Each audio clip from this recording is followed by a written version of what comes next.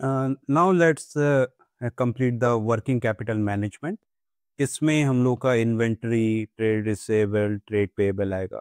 इन सब का हम लोग फोरकास्ट करेंगे and we will calculate the day ratio and turnover ratio. Let get start with inventory. Inventory day ratio calculate करने के लिए हम लोग को कॉस्ट ऑफ गुड्स सोल्ड से एवरेज इन्वेंट्री को डिवाइड करना पड़ेगा। इससे हम लोग का इन्वेंट्री डे रेशियो आएगा। Let's calculate it. इसके बाद फिर मैं आपको इसका मतलब समझा देता हूँ। यहाँ से कॉस्ट ऑफ गुड्स सोल्ड है, ये मैं इनकम स्टेटमेंट से लिंक कर दूंगा। We will link with direct cost. We will value paste and sorry, not value paste, formula paste, then the average inventory, let average and balance sheet के जैसे हम लोगों ने लास्ट वीडियो में balance sheet का breakup किया था, यहाँ से मैं इन्वेंट्री का एवरेज ले लूँगा। एक बार मैं देख लेता हूँ करेक्टली आया है कि नहीं। This is inventory 88, okay, it's done. इसके बाद now we will calculate the inventory turnover ratio. इसको कैलकुलेट करने के लिए कॉस्ट ऑफ गुड्स सोल्ड से हम लोग को एवरेज इन्वेंट्री माइनस से डिवाइड करना पड़ेगा। इससे है मेरा इससे है मेरा इन्वेंट्री टर्नओवर रेशियो। इसका मतलब ये हुआ कि साल में मैं 87 ऑलमोस्ट 87 टाइम मैं अपना इन्वेंट्री ट्रांसफर कर रहा हूँ कॉस्ट ऑफ गुड्स सोल्ड में। मीन्स कि आप अनदर टर्म आप ये भी बोल सकते हैं कि means 87 time I am selling my inventory in a year. इसके बाद for calculating the day ratio, मतलब कि कितने दिन में मेरा इन्वेंट्री निकाल रहा हूँ and sell it to customer.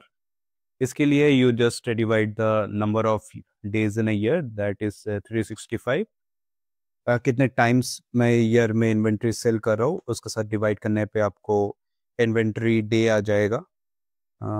Just इसको मैं फ्रीज कर देता हूँ, wait a minute, let's freeze it. And इसका मैं थोड़ा फॉर्मेट भी ठीक कर देता हूँ।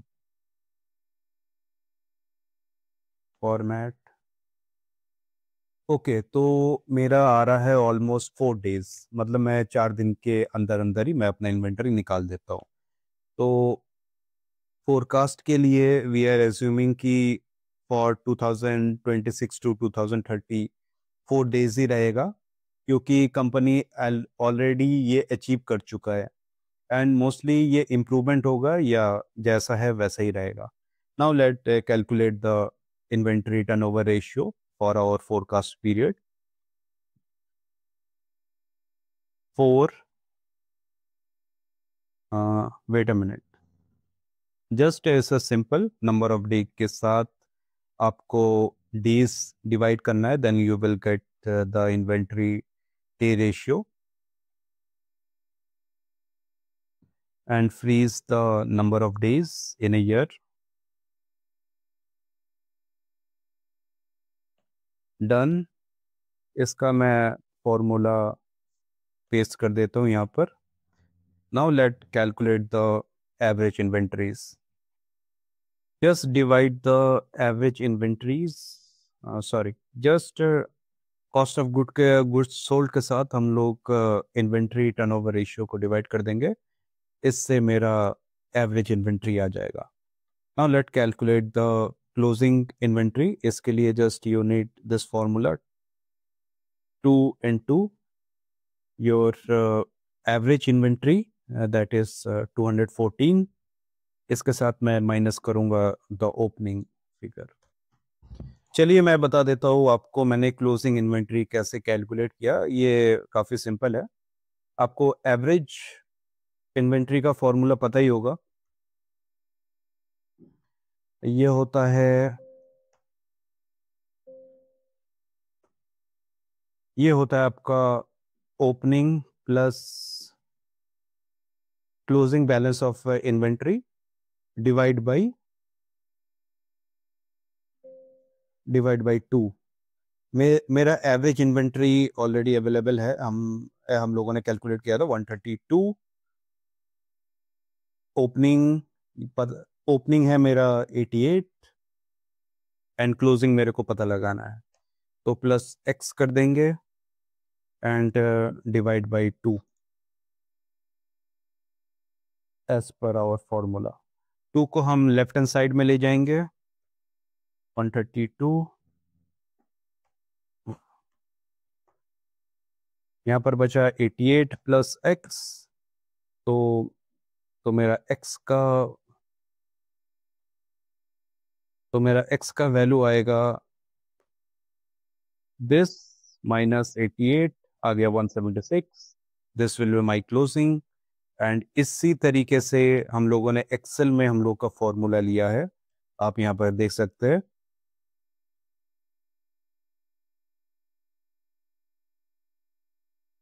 हाँ वेट अ मिनट, यहाँ पर देख सकते हैं दिस जो मेरा एवरेज इन्वेंट्री है, इसको मैंने 2 से मल्टीप्लाई किया, फिर माइनस मैंने ओपनिंग इन्वेंट्री माइनस कर दिया, तो इससे मेरा क्लोजिंग इन्वेंट्री यहाँ से आ जाएगा।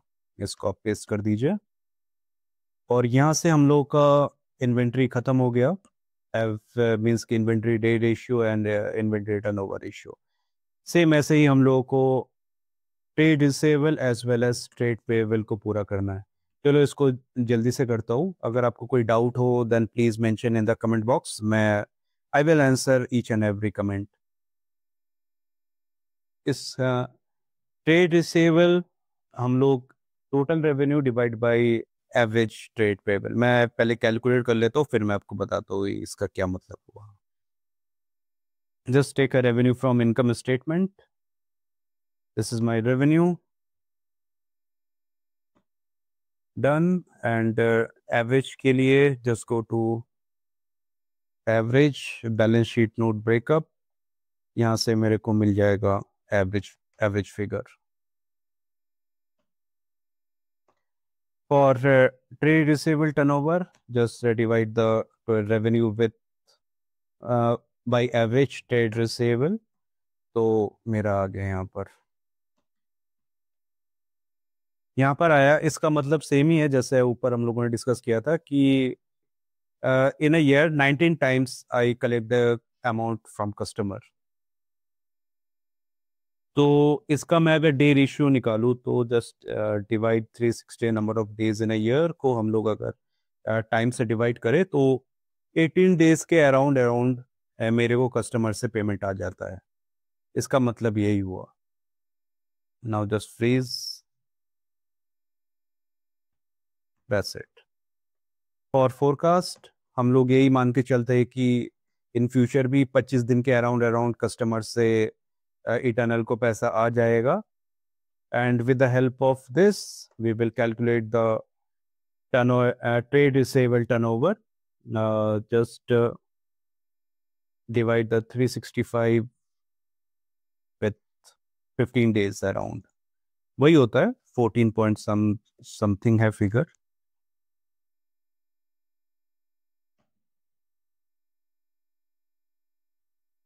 Formula paste, just divide it with trade and इससे हम लोग का एवरेज आ जाएगा। From average the same formula, closing का मैं यहाँ पर कैलकुलेट कर लेता हूँ। This is my average multiply with 2 minus opening balance that is 457। आप इससे एक बार रेटिफाई कर लीजिए 794 आ रहा है कि नहीं। 794 ओके, 1946 1946 या दिस इज करेक्ट। फिर यहाँ से मल्टीप्लाई विथ 2 माइनस ओपनिंग, यहाँ से मेरा closing balance of trade receivable complete आ गया।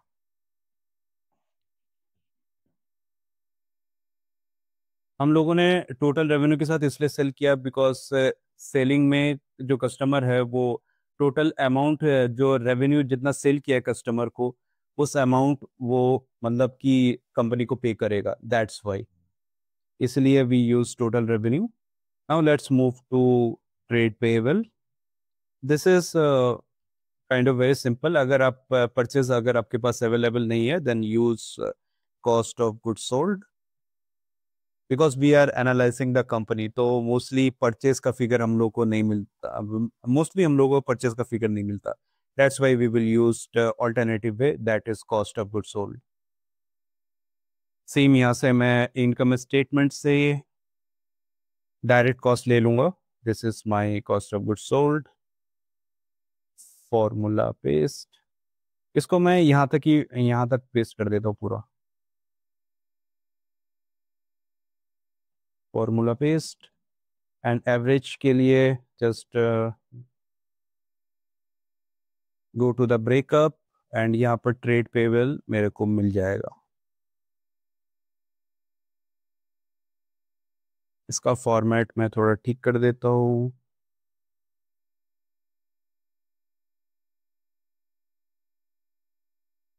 Now it's correct. Similar way हम लोग टर्नओवर रेशियो कैलकुलेट करेंगे बाय डिवाइडिंग. ये आ रहा है almost 6 times in a year, मतलब काफ़ी कम है. Now let's calculate the day ratio, इससे हम लोग को ज़्यादा समझ में आएगा. 60 डेज.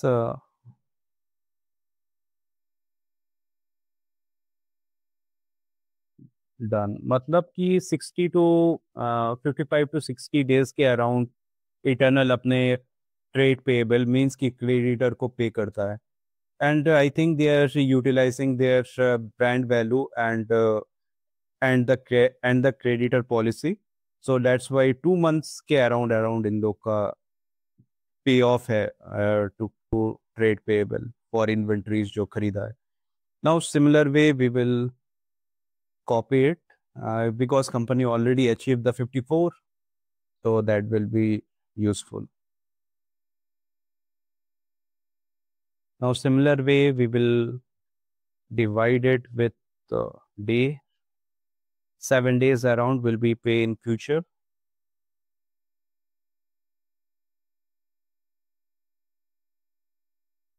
इसके बाद now calculate the average, divide by times in a year.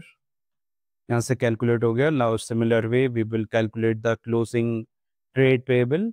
इसके लिए जस्ट एवरेज को मल्टीप्लाई करेंगे 2 के साथ, फिर माइनस करेंगे the opening figure. Where is the opening figure? ये रहा 950. एक बार वेरीफाई कर लीजिए.